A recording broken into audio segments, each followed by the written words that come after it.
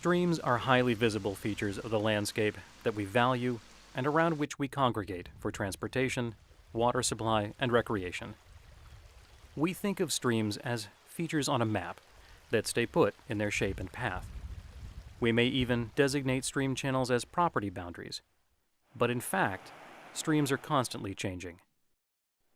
The energy of the stream and the ways this energy is dissipated are the causes of changes to its shape and path. Here at Cornell University's Environmental Fluids Teaching Lab, we have created simulations of how streams change as they flow. This long, nearly straight stream has a low flow that is contained within its banks most of the time.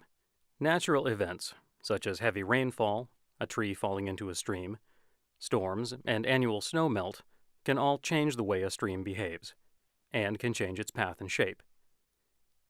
Streams can overtop their banks. They can move or reshape their channels. They can carry along rocks, branches, trees, and soil. In addition, man-made structures, such as crossings, culverts, and armoring, can change the way a stream behaves. Let's look at why this happens. The slope, or topography, of the stream bed, as well as the volume of water or flow, determine the stream's energy. Water has stored energy based on its elevation, a result of the energy needed to move it to that location via rainfall or snow. For example, water behind a dam, at the top of a cliff, or higher on a hillside or slope, has higher stored energy, also known as head, than water at a point lower on the hillside or at the bottom of a waterfall. As water flows downhill because of the force of gravity, some of its stored energy is converted to moving energy, also known as kinetic energy. You can feel the effects of moving energy when you stand in a stream. The moving water tugs at your legs. That kinetic, or moving energy, can be transferred to anything in the stream's path. It can knock down someone standing in a waterfall, carry soil and rocks downstream, or the stream's energy can be converted into electricity, for instance, at a hydroelectric plant. Water released from a higher elevation will have greater kinetic energy and will flow faster than water released from a lower elevation, other conditions being equal. Some of the stream's energy also will be lost to friction as the water flows over rough surfaces or through vegetation. For the same change in elevation, the steeper sloped stream bed will be shorter and lose less energy to friction. Think about the energy of a skier zooming down a black diamond slope, compared to a skier gliding down the gentle slope of a beginner run. The black diamond skier generally starts at a higher elevation, so starts with more stored energy, and by skiing straight down the slope, takes a shorter path and loses less energy to friction between the snow and skis. One of the ways a stream gains energy is when more water flows into it during a storm or from snowmelt. Then, by physical laws, the stream must spend some of that energy as it moves. Within the stream, the energy of the flowing water may be spent by washing or eroding soil and rocks from the stream banks, or by lifting them from the stream bottom and carrying them along in the channel.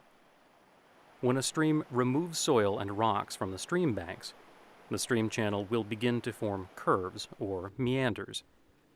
Water on the outside bank of the meander has a longer path to travel than water on the inside bank, so it moves faster on the outside. Think of a racehorse on the outside having to run faster to keep up with horses on the inside rail.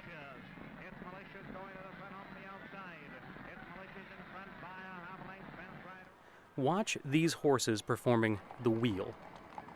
The ones on the outside have to run or jog to cover the extra distance, while the middle ones move very little.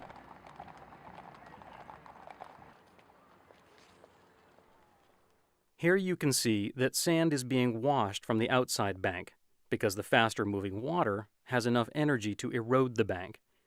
Along the inside bank, the water is moving more slowly and doesn't have enough energy to carry its load of sand. Here, sand that was lifted by the current upstream is being dropped out of the water, It's being deposited. This is the way that stream channels move from their previous locations. The energy acting on the soil, sand, and gravel, making up the stream bank and stream bed, also acts on other objects within the stream channel, such as trees along the stream bank and man-made structures. The erosion of stream banks and stream beds is a natural process that causes flowing water to lose some of its energy. The stream controls the banks, not the other way around. By living close to streams, we expose ourselves and our property to the force of the water flowing in the stream, particularly during flooding. Understanding the structure of streams during low flow and during flooding is necessary to help us avoid injury and property damage. In this stream, we see a long, straight channel with the flow contained within the banks of the stream.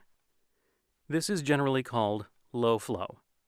Here, the level of water in the stream has risen to the top of the banks, also called bank full. The effects of the force of the water are still within the channel, although the channel may move some with erosion. Now the water in the stream has overtopped the banks and is spreading out across an area of land on either side of the stream channel. This area of land is called the floodplain. The floodplain varies in width and height along the length of a stream, but its function is to reduce the energy of the water flowing in the stream channel by spreading it over a larger area. Friction between the flowing water and the stream banks, including vegetation on the bank of the stream and in the floodplain, helps to slow the flow of water. Slower moving water has less kinetic energy, therefore is less able to carry sediment, so sediment is deposited in the floodplain. The soil of the floodplain also absorbs some of the floodwaters, and then releases this extra water slowly after the flood recedes, usually over several days. One effect of the floodplain is to reduce the peak of the flood, or the highest amount of water moving through the stream during the course of a storm. This reduction has impacts downstream and may alleviate flooding downstream. As the water recedes, we can see the stream structure again. The edges of the stream channel, the banks and the extent of the floodplain, as well as the vegetation that increased friction and helped slow down the water. During low flow, it can be very pleasant to live on the edge of a stream. During a flood, it is much safer to live on higher ground beyond the floodplain. The common practice of building in the floodplain reduces its natural ability to mediate high flow events.